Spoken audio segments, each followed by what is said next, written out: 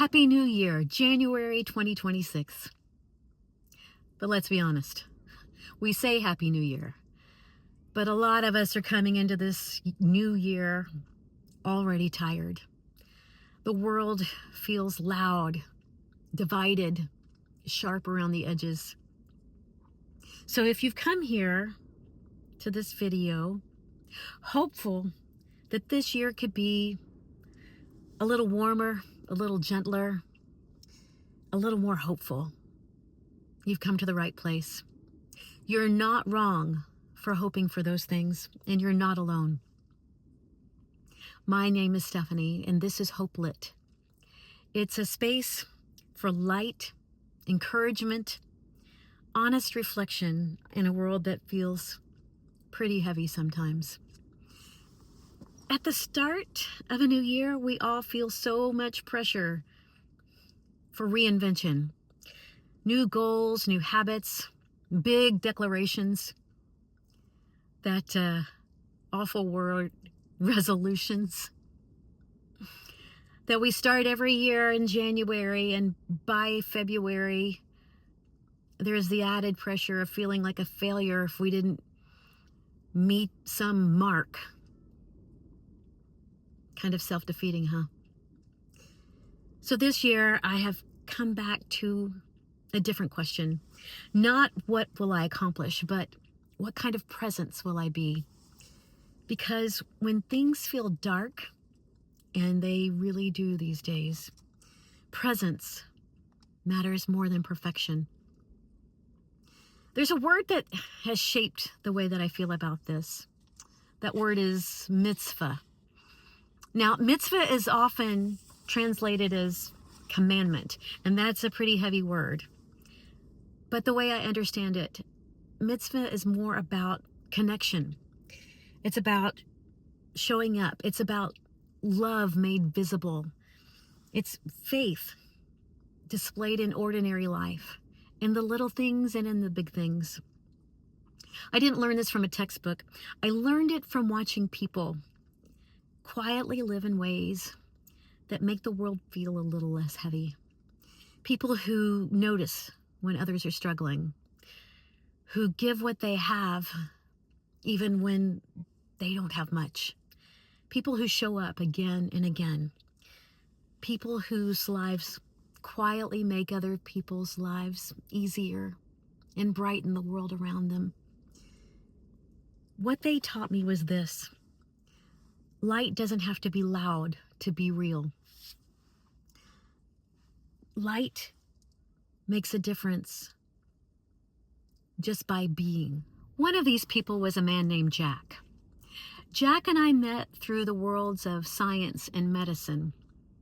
But what we spent most of our time talking about was faith and history and people.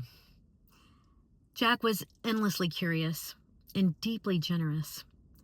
He was the kind of person that just loved people and noticed them for who they were, where they were. At one point, he invited me on a trip to Israel with him as my guide. And I know that sounds extraordinary, and for sure it was, but for Jack, that was just who he was. He gave time, treasure, encouragement, wisdom.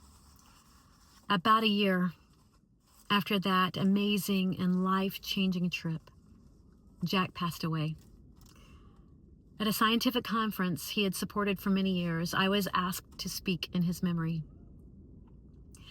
Reflecting on all my time with him, all of our conversations, the experiences we shared, the way I saw him truly treasure people and the time he spent with them, I said, he lived his life as a mitzvah. In that moment, I realized something. The light didn't go out when he died. His light multiplied. That's the thing about light. It doesn't have to be loud to be real. It doesn't disappear when life is hard. Jesus said something that feels especially relevant right now. He said, "You are the light of the world." Not try to be, not aspire to be or have as a goal. You already are. Interesting thing about light, it doesn't argue with darkness. It doesn't try to convince or shout. It just shows up. And when it does, the world changes. So today, as we begin January 2026, I want to offer a different kind of resolution. Not something exhausting or performative. It's just this. What if in this year we focused on being light right where we are? Not everywhere, not for everyone, just in the places we actually live. This is something I want to do every week here. I call it the Hope Lit question.